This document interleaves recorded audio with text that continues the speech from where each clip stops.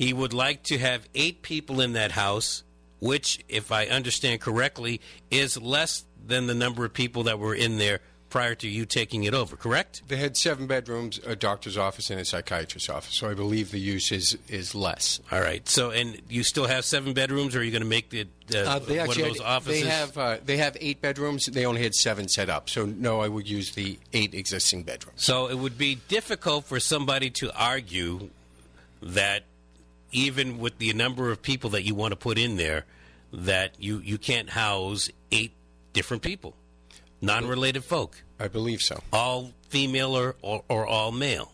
That's correct. Ready for some more phone calls? Yes, I am.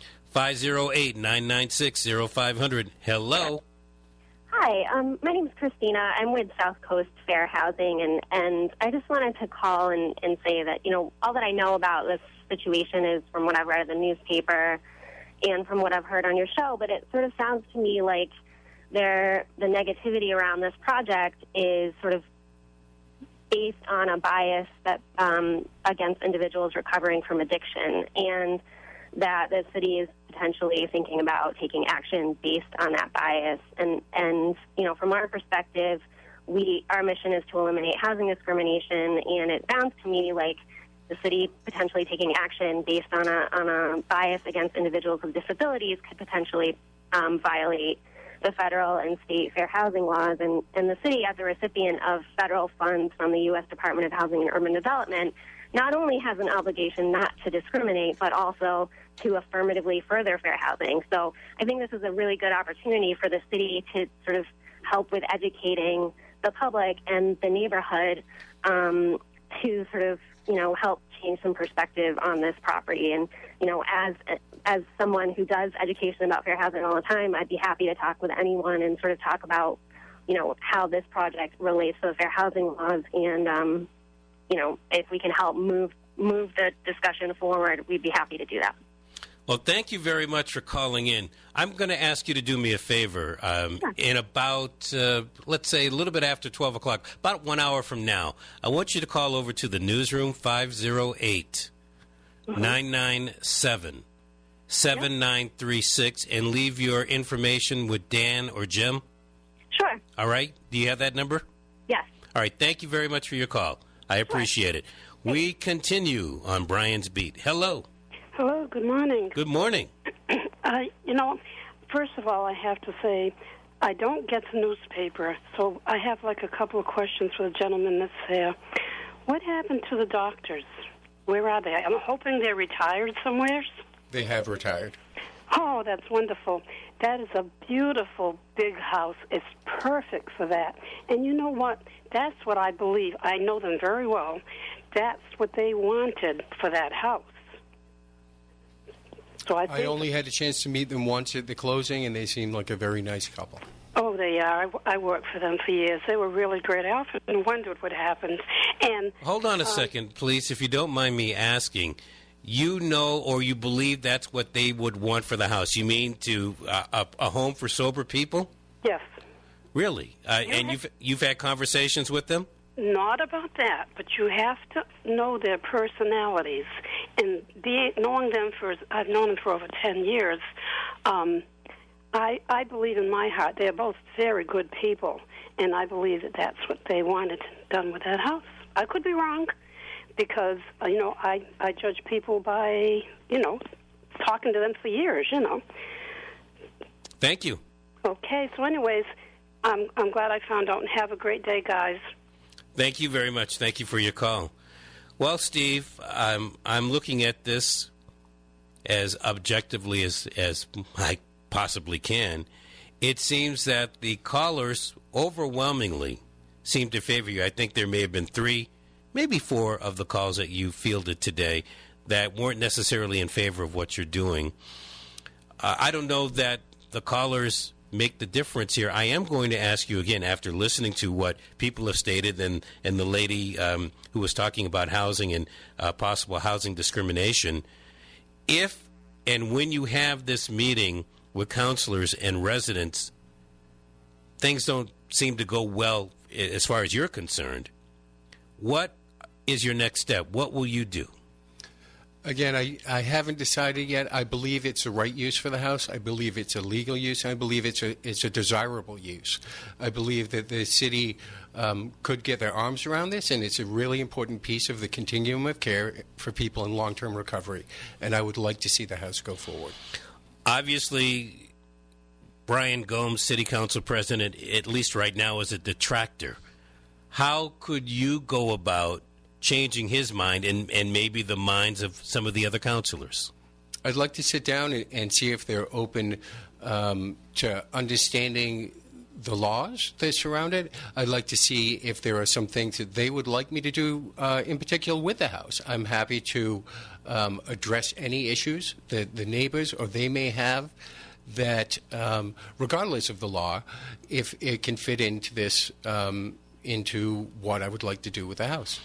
Are you considering selling the house again? I know it's an investment property for you. I will not sell the house. You will not sell it? I will not. So there is a possibility that I would rent it on the open market while I explore what happens and possibly long-term, but that's not my desire. What could you get for renting that house if you could rent it? What would be the rental price?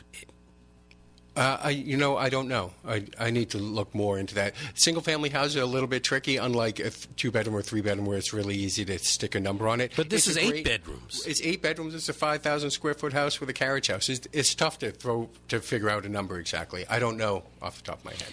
But your plan is to rent it to 8 different individuals at $500 each? That is the average, yes. So that would be $4,000 a month. $4,000 a month. That's right. And they're going to take care of the utilities. And they take care of the utilities and their cable, and you're going to take care of the water and sewer. Yeah, actually, the $5,000 is actually reduced by 20%. So we take money out for utilities. So that the numbers I gave you for the $500 was for a house where we pay the utilities. So if they're paying their own utilities, it'd be reduced by 20%. But yes, it's $3,200 would be the rental price, is what I'm thinking. Wow, that's a pretty high price tag for the city of New Bedford, no matter what neighborhood we're talking about. Yeah, it may not be realistic. It may be. It's a huge house in a great neighborhood. Have you started measuring for tenants yet? Vetting them? No. So none of that's happened yet. Is there work that you need to do to the property before you can have them move in? The property is generally in good shape. There's a lot of deferred maintenance. I think anyone who drives by the house can tell it hasn't been painted in what looks like about 20 years. Bushes need to be trimmed, too. Bushes need to be trimmed. So my plan is to completely bring the house up to date. It's generally in great shape. But what we started to do before the cease and desist is paint the interior and get everything back up to standard. So in other words, even with that cease and desist, you couldn't do the regular maintenance? You can't trim the bushes, can't do anything? I am taking a cautious approach where I wanted to be able to reach out to people, so I didn't want to step on any toes, so I chose not to. But certainly I can maintain the house. Last question. Don't know your background prior to real estate. Do you have an attorney down here? No, I do not. Get out the yellow pages. Go to WBSM.com. Flip through the website or whatever you need to do. It sounds like you've got a challenge on your hands right now. It is. And when would you like to meet next with the residents of the area and any counselors that may want to come on board? I was hoping to meet early next week. I am available anytime. I'll stay clear except for today and tomorrow. I can meet over the weekend. I can meet nights or days. I am available at anyone else's schedule. Sounds good. I'm going to take one more call, and then I'm going to let you go and get on with our program here. Hello. Let's try it like this. Hello. Hello, you're on with Mr. Sheldon. Hi, how are you, gentlemen? Good, thank you. Mr. Sheldon, I have a question. Sure.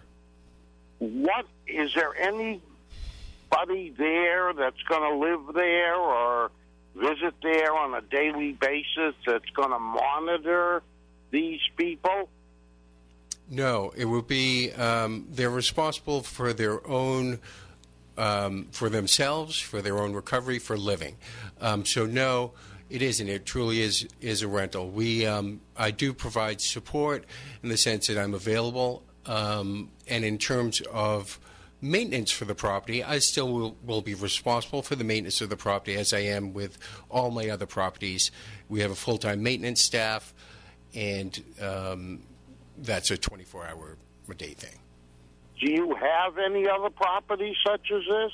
I do. And how long have they been running? I have 2 properties that have been running for about 6 months each. Okay.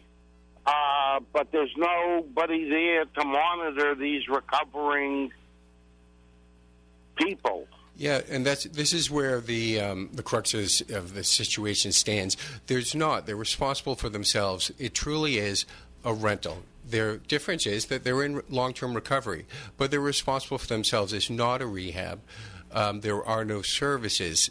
So they do take care of themselves. And these guys, I say guys because both my other houses are men, men only, and they work full-time. They take care of anything that they need to do in their daily life, including going to AA and NA meetings on their own. It's considered peer supported because everyone in the house helps everyone else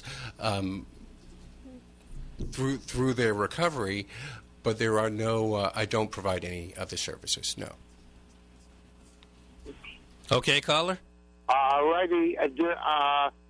The other 2 properties you have, they're similar in their setups? They're similar. Their houses are not as big, but they're similar. What did you mean by similar? Well, is it the same setup where the people are responsible for themselves? They are.